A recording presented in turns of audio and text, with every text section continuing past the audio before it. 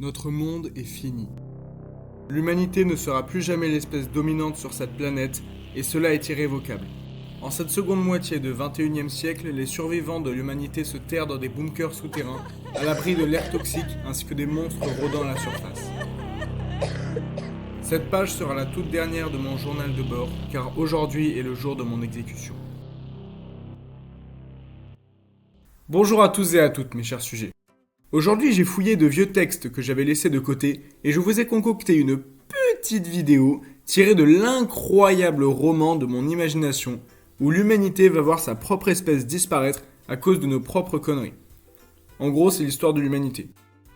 Tiens, qu'est-ce qui se passe si je casse un noyau d'uranium avec des neutrons ?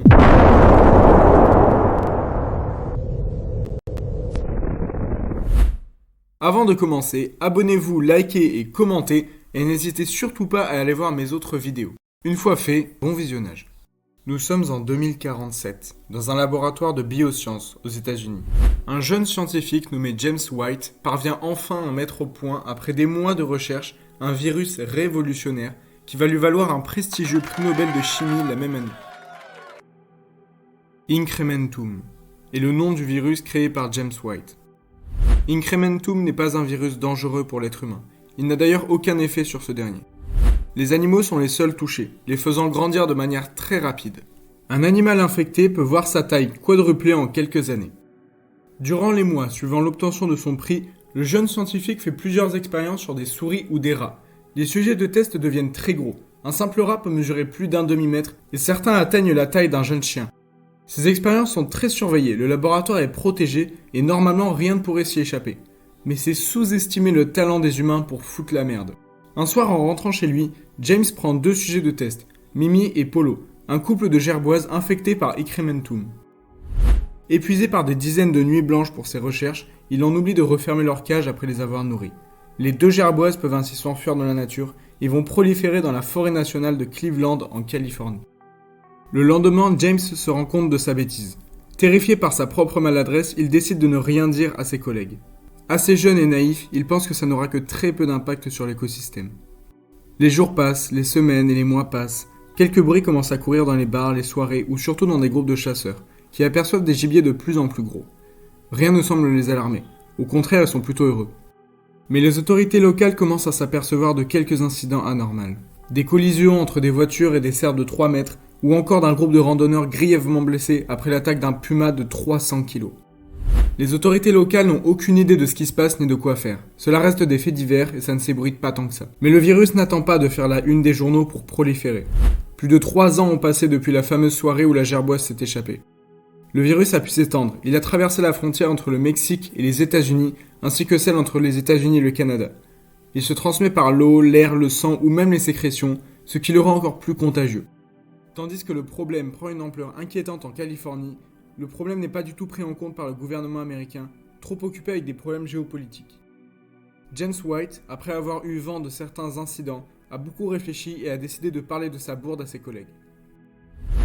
Immédiatement, un dossier est monté qui file à la Maison Blanche. James refait de nombreuses nuits blanches à calculer et évaluer comment le virus pourrait se propager dans la nature. L'administration américaine, devenue lente et paresseuse, ne prend pas en compte le dossier de James qui traîne dans des cartons sans que personne n'y prête attention.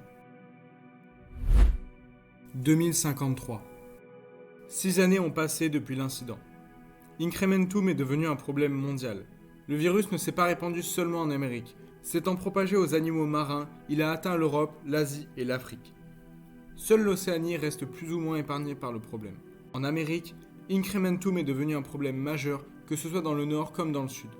Les différents gouvernements du monde ont mis leur armée sur le pied de guerre face à cette nouvelle menace. Les animaux sauvages faisaient déjà beaucoup de dégâts, mais maintenant multiplier leur taille par 4 et multiplier les dégâts causés par 1000. Chaque jour, des dizaines de personnes sont tuées, mangées ou empoisonnées par des animaux boostés aux hormones. Les Doberman peuvent maintenant faire la taille d'un tigre, les tigres peuvent faire la taille d'un éléphant et les éléphants font la taille d'un immeuble. Les morts se comptent chaque mois en dizaines de milliers. Pas seulement à cause des animaux, mais surtout à cause de la crise humanitaire qui en découle. Des animaux aussi grands, ça provoque beaucoup de dégâts. Et certaines villes entières se sont fait détruire par des troupeaux d'animaux sauvages.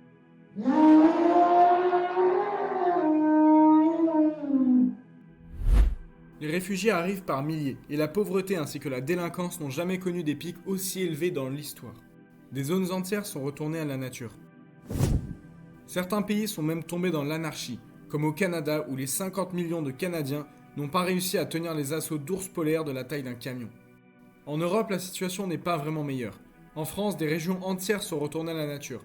La Corse est complètement retournée à l'état sauvage et les 250 000 Corses survivants ont dû être rapatriés en France métropolitaine. Les rats ou autres rongeurs sont ceux qui provoquent le plus de dégâts. Détruisant les champs, les récoltes et les réserves de nourriture, ils provoquent de très lourdes crises alimentaires. La famine de l'an 2053 va rester dans les mémoires comme la plus meurtrière de tous les temps et fera entre 630 et 800 millions de morts dans le monde entier. C'est la famine la plus meurtrière de toute l'histoire de l'humanité. Cette crise est passée totalement hors de contrôle en moins d'une décennie. James White, pensant obtenir la gloire et la reconnaissance de ses pairs, a créé le virus qui peut détruire la civilisation humaine. 2066. L'humanité fête un triste anniversaire, celui de sa chute. Voilà plus de 10 ans que les humains du monde entier luttent pour leur survie dans ce monde où ils ne sont plus au sommet de la chaîne alimentaire. La plupart des gouvernements du monde se sont effondrés et ceux qui ont tenu ne contrôlent plus tout le territoire qu'ils avaient avant cette crise. Le nombre d'humains a été divisé par 2. Animaux géants, famine, guerre ou maladie, 4 milliards de personnes sont mortes en 13 ans. Certaines nations comme le Pakistan ou la Corée du Nord ont bombardé plusieurs zones du monde, notamment des pays ennemis, dans un acte désespéré avant de s'effondrer totalement. Des continents sont partiellement irradiés et ceux qui ne le sont pas sont retournés à l'état sauvage. Il n'existe plus de gouvernement, plus d'infrastructures ni de civilisation.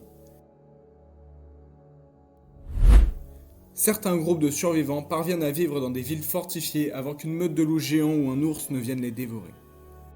En 2081, il reste moins d'un demi-milliard d'humains éparpillés sur Terre et ce chiffre ne cesse de baisser de jour en jour. Si certains humains courageux et aguerris parviennent à survivre, la plupart se sont enfermés sous terre dans des cavernes ou des bunkers souterrains. Ces quelques dizaines de millions d'humains survivent cachés, terrés comme des rats crevant de faim ou de soif. La violence, la délinquance ou la folie font décliner un peu plus chaque jour le peu d'humains qu'il reste. La majorité du savoir de nos anciennes civilisations ont disparu avec nos pères, nos mères, nos sœurs, nos frères ou nos amis. Nous ne sommes plus qu'une poignée d'humains luttant continuellement pour survivre dans ce monde cruel. Je ne connais même plus la date d'aujourd'hui. De toute façon, ce n'est qu'une journée comme les autres plongée dans cet enfer. Notre monde est fini. L'humanité ne sera plus jamais l'espèce dominante de cette planète et cela est irrévocable. En cette seconde moitié du XXIe siècle, les survivants de l'humanité se terrent dans des bunkers souterrains, à l'abri de l'air toxique, ainsi que des monstres rôdant à la surface. Cette page sera la toute dernière de mon journal de bord, car aujourd'hui est le jour de mon exécution. Je suis vraiment navré pour tout ce que j'ai fait. Cela est entièrement de ma faute et j'en assumerai les conséquences. Aujourd'hui est le jour de ma mort. Mes camarades du bunker numéro 16 en Amérique du Nord ont découvert mon identité et je vais être pendu aujourd'hui même. J'espère que mes actes ne feront pas disparaître totalement la race humaine. En tout cas, je le souhaite de tout cœur. James White.